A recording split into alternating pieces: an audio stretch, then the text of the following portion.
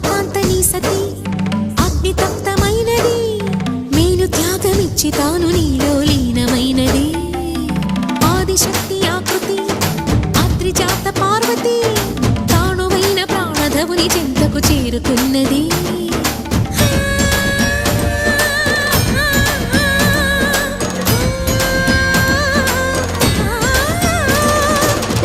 భువికి తరలించేలా ధరణి దివిని తలపించేలా